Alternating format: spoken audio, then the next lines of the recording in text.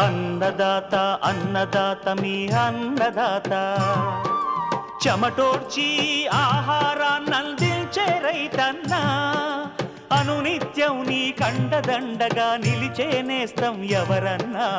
అన్నదాత అన్నదాత మీ అన్నదాత.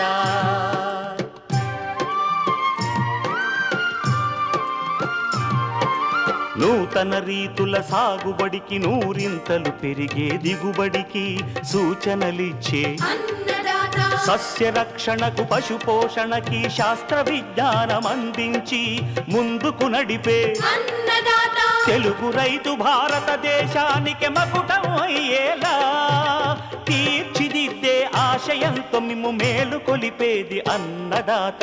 అన్నదాత అన్నదాత మీ అన్నదాత. అన్నదాత అన్నదాత మీ అన్నదాత.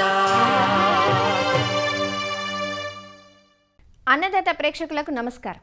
ఈనాటి ముఖ్యాంశాలు: సాగునీటి పరీక్షల ఆవశ్యకత,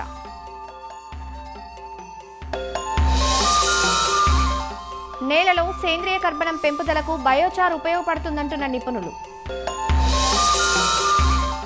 ఇంకా జై కిసాన్ వ్యవసాయ సమాచారం.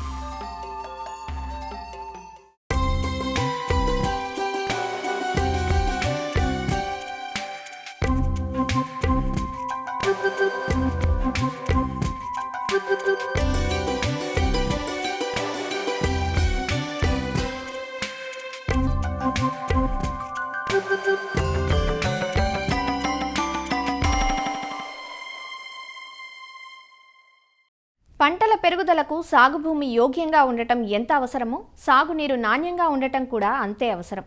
భూగర్భ జలాలు అడుగంటిపోతున్న ప్రస్తుత పరిస్థితుల్లో భూగర్భాన్ని పిండి సాగునీటి అవసరాలకు వాడుకుంటున్నాం. వర్షపాతం అత్యల్పంగా ఉండే ప్రాంతాల్లో అడుగంటిపోయిన నీరు అంత నాణ్యంగా ఉండదు. చాలా చోట్ల ఉప్పు నీరే పెట్టాల్సి వస్తుంది. లవణాల శాతం అధికంగా ఉన్న కఠిన జలం పంటలకు హానికరంగా పరిణమిస్తుంది. ఉప్పు నీటి వల్ల పంటల్లో ఎదుగుదల, దిగుబడి సరిగా ఉండదు. మరి ఏం చేస్తాం? నీటిని మార్చలేం కదా, అందుబాటులో ఉన్న నీటినే కదా వాడుకోవాలి అనే సందేహం మీకు రావడం సహజం. అయితే నీటి పరీక్షలు చేయించుకొని కొన్ని మెలకువలు పాటించడం ద్వారా పంటకు హాని జరగకుండా నివారించవచ్చని శాస్త్రవేత్తలు సూచిస్తున్నారు. సాగునీటి పరీక్షలు ఎందుకు అవసరమో, ఉప్పు నీరు, లవణాలు ఎక్కువగా ఉండే నీరు వాడేటప్పుడు ఎలాంటి జాగ్రత్తలు తీసుకోవాలో రాజేంద్రనగర్లోని ప్రొఫెసర్ జయశంకర్ తెలంగాణ రాష్ట్ర వ్యవసాయ విశ్వవిద్యాలయం సాయిల్ హెల్త్ మేనేజ్మెంట్ విభాగం ప్రధాన శాస్త్రవేత్త డాక్టర్ మాధవి నుంచి తెలుసుకుందాం. ఈ మధ్యకాలంలో అందరూ గమనిస్తుంది ఏంటంటే, వాళ్ళ బోర్ నీళ్ళల్లో చాలా వరకు లవణాలు ఉన్నట్టు చాలామంది మన రైతు సోదరులు తెలియజేస్తున్నారు. ఇప్పుడు నీటి పరీక్ష కూడా తప్పనిసరిగా చేయించుకోవాల్సిన అవసరం ఏర్పడింది. ఎందుకనంటే మనకి ఈ వాతావరణ మార్పుల వలన ఒక సంవత్సరం ఎక్కువ వర్షాలు పడటం, ఒక సంవత్సరం ఏమో అసలు వర్షాలు లేకుండా ఉండటం, లేకపోతే ఒకటేసారి ఎక్కువ వర్షం కురిచేసి తర్వాత అసలు వర్షాలు లేకుండా ఉండటం. సో ఈ కారణాలన్నిటి మూలాన ఏమవుతుందంటే మన భూగర్భ జలాలు ఒక్కోసారి బాగా అడుగంటిపోతున్నాయి, ఒక్కోసారి పైదాకా వస్తున్నాయి అన్నమాట. ఇట్లాంటి కారణాల వలన భూగర్భ జలాలలో లవణాల పరిమాణం ఒకసారి ఎక్కువగా ఉండటం, ఒకసారి తక్కువగా ఉండటం మనం గమనిస్తున్నాము. ఈ లవణ పరిమాణం గనక ఎక్కువగా ఉంటే గనక అది మన పంటకి చాలా వరకు నష్టం చేకూరుస్తుంది. కాబట్టి మన రైతు సోదరులు గమనించవలసింది ఏంటంటే, వాళ్ళు ఏ నీరైతే పారిస్తారో వారి పంటలకి ఆ నీటిని మాత్రం పరీక్ష చేయించుకోవాల్సిన అవసరం ఎంతైనా ఉంది. బోర్ని మీరు ఆన్ చేసి ఒక 10-15 నిమిషాలు ఆ బోర్ నీళ్ళని వదిలేసేయాలి. ప్లాస్టిక్ సీసా అవనివ్వండి, లేకపోతే గాజు సీసా అవనివ్వండి, ఏదైనా కానీ శుభ్రంగా ఉండాలన్నమాట. ఆ శుభ్రంగా ఉన్న సీసాలో ఆ బోర్ నీటితో 3-4 సార్లు బాగా కడగాలి. కడిగేసి 1/2 లీటరు ఆ బోర్ నీళ్లు మీరు పట్టి అదే రోజు భూసార పరీక్షా కేంద్రానికి పంపించాలి పరీక్ష చేయడానికి. అంతేగాని మీరు ఆ బోర్ నీళ్ళని పట్టి ఒక 4-5 రోజులు మీ దగ్గర ఉంచుకొని ఆ తర్వాత కనుక మీరు పరీక్షా కేంద్రానికి పంపిస్తే కనుక మీకు సరైన ఫలితాలు వచ్చే అవకాశం ఉండదు. ఈ నీటి నమూనాలు పరీక్ష చేయటం మూలాన మనకు తెలిసేది ఏంటంటే, ముఖ్యంగా లవణ పరిమాణం, ఉప్పు ఎంతవరకు ఉంది, మన పంటకి కీడు చేసే శాతం ఉందా, లేకపోతే తక్కువ ఉందా, లేకపోతే ఎక్కువ ఉందా, అలాంటిది మనకి ముఖ్యంగా తెలుస్తుంది అన్నమాట. ఇందులో ఆ లవణ పరిమాణం అనేది ఎక్కువగా ఉంటే కనుక మనం విత్తనాలు నాటినా కూడా అవి మొలకెత్తవు ఆ నీటి మూలాన. ఒకవేళ మన నేల మంచిదనుకోండి, అదే నీటిని మనం సంవత్సరాల కొలది పారిచ్చినట్టయితే కనుక మన నేల కూడా చౌడు కింద మారే అవకాశం ఉంటుంది. లవణ పరిమాణం కనుక ఎక్కువగా ఉంటే మాత్రం ఆ నీటిని మీరు ఎక్కువగా వాడొద్దు.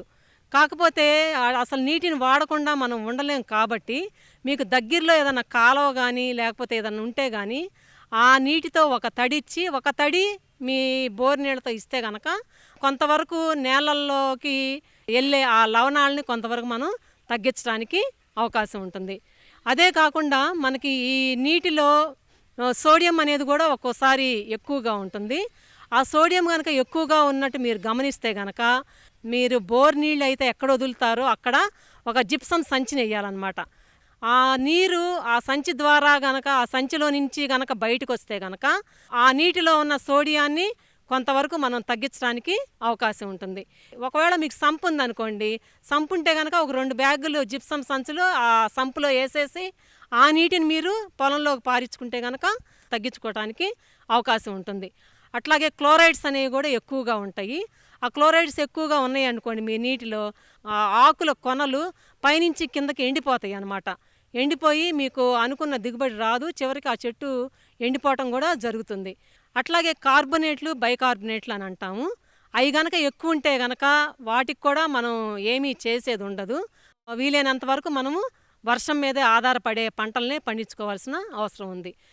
కాబట్టి మీరు రైతు సోదరులందరూ గమనించవలసింది ఏంటంటే, మట్టి నమూనా తీసుకెళ్ళి పరీక్ష చేయించుకునేటప్పుడు మీ నీటి నమూనా కూడా తీసుకెళ్ళి పరీక్ష చేయించుకొని దాని ప్రకారం వాళ్ళు ఏవి సిఫార్సు చేసి ఏ యాజమాన్య పద్ధతులు పాటించాలని చెప్తారో ఆ యాజమాన్య పద్ధతులు కనుక మనం పాటిస్తే కనుక కొంతవరకు మనం పెట్టిన పంట నుంచి దిగుబడి సాధించడానికి అవకాశం ఉంటుంది.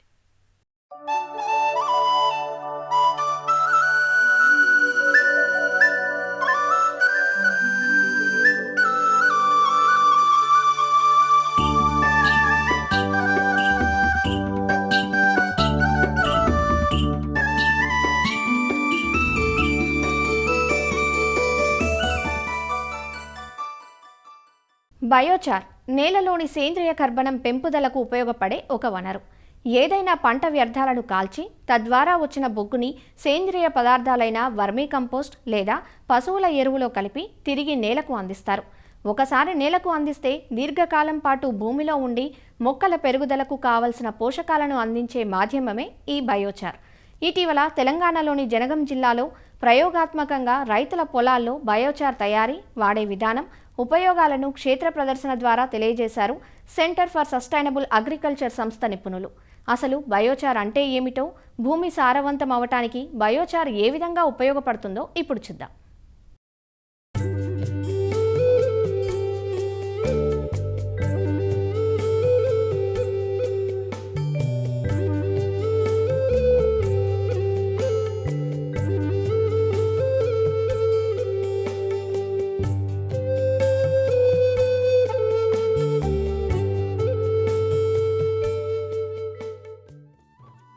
వ్యవసాయంలో పంటల సాగు 10 కాలాల పాటు నిలకడగా సాగాలన్నా, పైరు ఏపుగా ఎదిగి చీడపీడలను తట్టుకోవాలన్నా, నాణ్యమైన దిగుబడులు సాధించాలన్నా అందుకు నేల ఆరోగ్యం ఎంతో ప్రధానమైనది.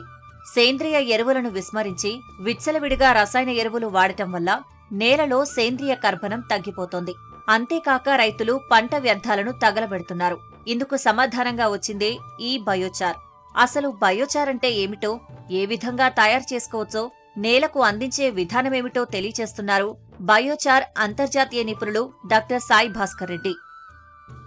2005 సంవత్సరం నుంచి నేను బయోచార్ అనేది ఈ అంశాన్ని భారతదేశంలో విస్తృతంగా ప్రచారం చేయడానికి ఇనిషియేట్ చేసిన.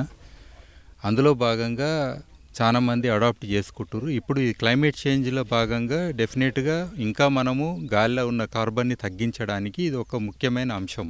పొలం ఒక సత్తువ పెంచడానికి బయోచార్ని ఉపయోగించి ఏమేమి చేయవచ్చు అనేది ఒకటి ఉంటుంది. అందులో రకరకాల కట్టెలు, అంటే అటు పత్తి కట్టెనండి, లేకపోతే యాప చెట్టు కట్టె, రాయి కట్టె, కందు కట్టె, సో ఇట్లా అదే కాకుండా వరిగడ్డితోటి కూడా బయోచార్ ఎట్లా చేయవచ్చు. ఇట్లా వివిధ అంశాలు మనం అన్నీ కూడా ఇక్కడ డెమోన్స్ట్రేషన్ లైవ్గా చేసి మళ్ళీ బయోచారు తయారు చేసి సో ఆ బయోచార్ని ఇక్కడ మళ్ళా అంటే దాన్ని డైరెక్ట్ ఉపయోగించడానికి వీల్లేదు. మనం బయోచార్ పొలంలో వేసినప్పుడు దాన్ని అమెండ్మెంట్స్ అంటాం, అంటే ఇతరత్ర వేరే వాటితోటి కలుపుకోవాలి. అందులో ఇక్కడ రెండు, ఒకటి జియోచార్ అనేది ఎస్పెషల్గా డెమోన్స్ట్రేషన్ ఇవ్వడం అయింది. ఇది బయోచార్ ఒక భాగము, లేకపోతే కంపోస్ట్ ఇంకో భాగము, ఈ రెండు భాగాలను కూడా ఒక దగ్గర కలిపి అందులో మనము సూక్ష్మ జీవాలను కూడా ప్రవేశపెట్టి ఇంత బెల్లం నీళ్ళు తల్లి పచ్చి రొట్టె లాంటిది కూడా ఇలా యాడ్ చేసి, సో దీన్ని ఒక 15 రోజులు మనం దీన్ని తడిపొడి విధంగా కలిపితే ఇది జియోచార్ అనేది మనకు రెడీగా అవుతుంది. దీన్ని ఏ విధంగా కూడా డైరెక్ట్గా మనం పొలాలలో అప్లై చేసుకోవచ్చు, చెట్లలో అప్లై చేసుకోవచ్చు, నర్సరీ లెవెల్ అప్లై చేసుకోవచ్చు. అయితే దీన్ని కూడా మళ్ళీ ఒక్కొక్క సాయిల్కి వివిధ ప్రపోర్షన్లు చేయడానికి ఫీల్డ్ ట్రయల్స్ అనేది ఒక చిన్న ఎక్స్పెరిమెంట్, ఒక నెల రోజులు చేసినా 10 రోజులు చేసినా మనకు ఆల్రెడీ జర్మినేషన్ లెవెల్ నుంచి కూడా మనకు దీని రిజల్ట్ వస్తుంది. సో ఇదొక మెథడ్. రెండోది మనం అట్లనే పంచగవ్య అనండి, ఈవెన్ గోమూత్రము, ఆవు పేడ, ఇట్లా రకరకాలు ఉంటాయి. సో అందులో కూడా మనం ఈ బయోచార్ని కలిపి ఎట్లా ఉపయోగించుకోవచ్చు. ఇట్లా మనకు వివిధ విధాలుగా ఈ యొక్క బయోచార్ని కలిపి వాడుకోవడానికి సో అన్ని విధాలు కూడా మనము అడాప్ట్ చేసుకోవచ్చు ఆల్రెడీ. లేదంటే మనం అవలంబిస్తున్న లోకల్ ప్రాక్టీసెస్, అదే ఆర్గానిక్ ఫార్మింగ్ అనండి, లేదా జీరో బడ్జెట్ నేచురల్ ఫార్మింగ్ అండి, పర్మాకల్చర్ అనండి, ఎన్నో విధాలుగా ఉంటాయి. అన్ని విధానాలలో కూడా మనం ఈవెన్ కెమికల్ అగ్రికల్చర్లో కూడా బొగ్గేస్తే దాని యొక్క ఉపయోగాలు ఏదైతే మనం ఆల్రెడీ ఎక్స్ట్రా వాడుతున్నాం అవి పోతాయి. అట్లనే భూమిలో ఉన్న పాయిజన్ ఇలాంటివి కూడా మనకు ఆల్మోస్ట్ ఆల్ తగ్గిపోతాయి. సో ఇట్లా ఎన్నో విధాలుగా ఉపయోగం అవుతుంది. ఇది మనకు రైతులకే కాదు, ఇటు పర్యావరణానికి, అటు ప్రపంచంలో జరుగుతున్న క్లైమేట్ చేంజ్, గ్లోబల్ వార్మింగ్ ఇలాంటి పెద్ద అంశాలను కూడా మనము అధిగమించాల్సిన ఆవశ్యకత ఉన్నది. దానికి ప్రతి రైతు కూడా ఇందులో భాగం అవుతాడు. ఇది అవలంబిస్తే వాళ్ళ ప్రొడక్షన్ కూడా డబల్ అవుతుంది. డబలే కాదు, 5 టైమ్స్ నా దగ్గర ఎవిడెన్సెస్ ఉన్నాయి. ఇది ఒక రెవల్యూషన్ లాగా కావాల్సిన అంశము. తెలంగాణలో అధిక విస్తీర్ణంలో సాగయ్యే వాణిజ్య పంట ప్రత్తి. తీతలు పూర్తయ్యాక ప్రత్తి కట్టను కాలుస్తుంటారు రైతులు. దీంతో ఎంతో విలువైన సేంద్రియ పదార్థాన్ని కోల్పోతున్నామని, అలా కాక ప్రత్తి కట్టతో బయోచార్ తయారు చేసుకుని నేలకు అందిస్తే పోషకాల వినియోగం పెరుగుతుందంటూ తెలియజేస్తున్నారు. బయోచార్ తయారీపై వరంగల్లో ప్రత్యక్ష ప్రదర్శనను ఏర్పాటు చేసిన సెంటర్ ఫర్ సస్టైనబుల్ అగ్రికల్చర్ నిపుణులు రాజశేఖర్ రెడ్డి. సేంద్రియ వ్యవసాయంలో బయోచార్ ప్రాముఖ్యత రోజు రోజుకి పెరుగుతూ వస్తుంది. ఈ బయోచార్ అనేది ఏవైనా సరే పంట వ్యర్థాలను కాల్చి దాని నుండి వచ్చే బొగ్గుని భూసార అభివృద్ధికి ఉపయోగించే ప్రాసెస్. ఇందులో ముఖ్యంగా తెలంగాణలో మనకి పత్తి అనేది ముఖ్యమైన పంట. ఈ పత్తిలో 1 ఎకరం నుండి దాదాపుగా 15 క్వింటాల వరకు పత్తి కట్టె వస్తుంది. ఈ పత్తి కట్టె ప్రస్తుతం రైతులు కాల్చేస్తున్నారు. ఈ విధంగా మంచి బయో రిసోర్స్ పాడైపోతుంది.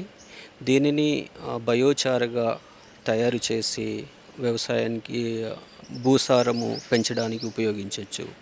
జనవరి, ఫిబ్రవరి నెలల్లో వచ్చిన పత్తి కట్టెని ఒకచోట కుప్ప చేసి దాన్ని సింపుల్ పద్ధతులు, ఒక గుంత లాంటిది తీసేసి దాంట్లో మొదట కాల్చవలసి వస్తుంది. పూర్తిగా కాలకు ముందే నీరు పోసి దాన్ని బొగ్గుగా తయారు చేయడం అనేది మొదటి ప్రక్రియ. ఈ విధంగా ఏదైతే బొగ్గు అవుతుందో దాన్ని వర్మీ కంపోస్ట్లో లేకుంటే పశువుల పేడలో దాదాపుగా 10 నుండి 15% అంటే ఒక క్వింటాకి 10 నుండి 15 కిలోలు మిక్స్ చేసి మళ్ళీ తిరిగి ఏ పంటకైనా సరే మనము దీన్ని ఉపయోగించవచ్చు. దాంతోపాటు కొన్ని జీవన ఎరువులు, అజోస్పైరిలం అని, అజటోబ్యాక్టర్ అని, ఇవన్నీ జీవన ఎరువులు ఉన్నాయి. ఇవి కూడా తగిన మోతాదులో మిక్స్ చేసి ఇట్టి మిశ్రమాన్ని 5 నుండి 6 రోజులు అలానే ఉంచిన తర్వాత పంటలో ఉపయోగించడానికి రెడీ అవుతుంది. దీన్ని 1 ఎకరానికి దాదాపుగా 400 కిలోల వరకు ఉపయోగించవచ్చు.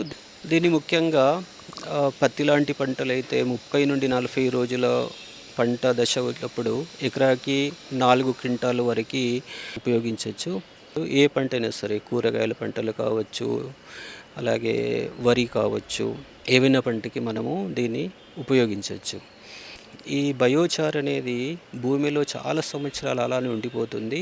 భూమికి మేలు చేసే సూక్ష్మజీవులు పెరుగుదలకి సీక్వెస్ట్రేషన్ అంటారు. అంటే గ్రీన్ హౌస్ గ్యాసెస్ని కూడా ఇవి తీసుకొని దాంట్లో దాచుకోవడం వలన ఈ వాతావరణ మార్పులు ఏదో జరుగుతుందో ఇది తగ్గించడానికి కూడా ఈ బయోచార్ అనేది చాలా మట్టుకి ఉపయోగపడుతుంది. తెలంగాణ లాంటి రాష్ట్రంలో ముఖ్యంగా ఎక్కడైతే పత్తి ఎక్కువ శాతం పండిస్తున్నారో ఈ పత్తి కట్టెని అనవసరంగా రైతులు కాల్చేస్తున్నారు. కాబట్టి దీని నుండి బయోచార్ చేసి తిరిగి భూమికి ఇవ్వగలిగితే భూసారం పెంచడమే కాకుండా రైతులకి కెమికల్స్ ఏవైతే సింథటిక్ ఫర్టిలైజర్స్ ఉన్నాయో దానిపైన అయ్యే ఖర్చులు కూడా తగ్గించి వ్యవసాయం చేసుకోవచ్చు. పంట వ్యర్థాలను బయోచార్ రూపంలో నేలకు అందించటం వల్ల మేలు చేకూరుతుందని, ఈ కార్యక్రమం ద్వారా అవగాహన వచ్చిందని రైతులు తెలియజేశారు. ఏదైనా కట్టెలతో కాల్చిన బొగ్గును మనం బయోచార్ అంటాం. మన వర్మి కంపోస్టు ఈ కాలబెట్టిన కట్టెలతో వచ్చిన బొగ్గును 1-2 కిలోల బెల్లం దాన్ని మిక్స్ చేసుకొని నీడలో ఆరబెట్టుకొని ఏ పంట పొలాలకు వాడుకోవచ్చు. ఇట్లా మనం చేయాలి, మిగతా రైతులకు కూడా చేయాలి, చెప్పాలి. ఇది అన్ని రైతులకు తెలియపరచాలని నా ఉద్దేశం. సుస్థిర వ్యవసాయ కేంద్రం వాళ్ళు ఈరోజు ఒక కొత్త పద్ధతిలో బయోచార్ అని ఎండిపోయిన కట్టెలు, పత్తి కట్టె మరియు వ్యర్థ కట్టెలన్నీ, విరిపోయిన కట్టెలన్నీ ఒక దగ్గర సేకరించి దాన్ని కాల్చి బొగ్గు చేసి ఎలా ఎరువుగా మార్చుకోవాలో కొత్త పద్ధతిలో ఈరోజు మరి మాకు చెప్పడం జరిగింది. ఈ రోజు నుంచి ఈ పద్ధతిలో చేసి కూడా రైతులకు అందరికీ చెప్తాము. మేము పాటించుకుంటూ ఈ పద్ధతి ద్వారా రైతులను కొంచెం మెరుగైన పంటల వైపు, ఆరోగ్యవంతమైన పంటల వైపు తీసుకెళ్లాలనేదే మా ముఖ్య ఉద్దేశం.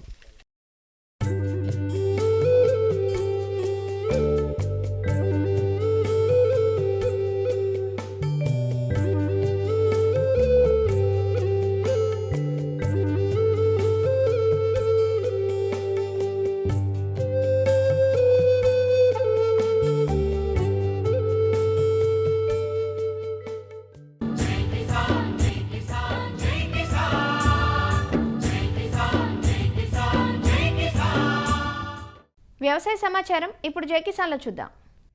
రబీ పంటగా నువ్వును సాగు చేసే ప్రాంతాల్లో మేలైన రకాలను అందించి రైతుల అభివృద్ధికి కృషి చేస్తోంది భారతీయ నూనె గింజల పరిశోధన సంస్థ. సాగు నుంచి కోత వరకు చేపట్టే యాజమాన్య పద్ధతులపైన అవగాహన కల్పిస్తోంది. ఇందులో భాగంగా IIOR సహకారంతో సేవాస్ఫూర్తి ఫౌండేషన్ మన దేశంలో 2 గ్రామాలను ఎంపిక చేసి ఎస్టీ ఉప ప్రణాళిక కింద వారికి అవసరమైన విత్తనాలతో పాటు సాంకేతిక పరిజ్ఞానాన్ని అందిస్తున్నారు. అందులో ఒకటి నిర్మల్ జిల్లా ఖానాపూర్ మండలంలోని బాబాపూర్ తండా. ఇక్కడ సుమారు 100 ఎకరాల్లో నువ్వు సాగును చేపట్టారు. ప్రస్తుతం ఇక్కడి రైతులు సాగు చేసిన JCS 10-20 రకం విత్తనం సత్ఫలితాలనిస్తోందని రైతులు సంతోషం వ్యక్తం చేస్తున్నారు. మేము యాసంగి పంటగా ముఖ్యంగా నువ్వుని ప్రతిసారి అంటే మా తాతల కాలం నుంచి వేసుకుంటూ వస్తున్నాము. సాంప్రదాయ పద్ధతుల్లోనే వేస్తున్నాము.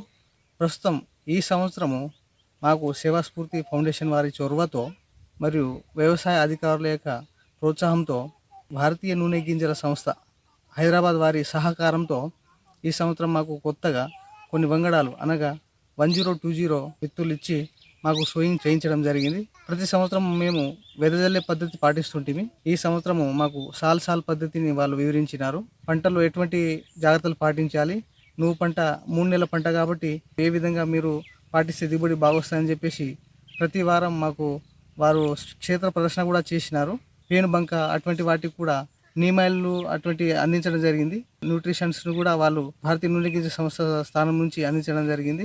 కొత్తగా గ్రామం మొత్తంలో 100 ఎకరాలు కూడా డ్రోన్ ద్వారా స్ప్రే చేయించడం జరిగింది. ఇవన్నీ పద్ధతులు పాటించడం వలన ఈ సంవత్సరం మాకు పంట కూడా ఆశాజనకంగా కనిపిస్తుంది.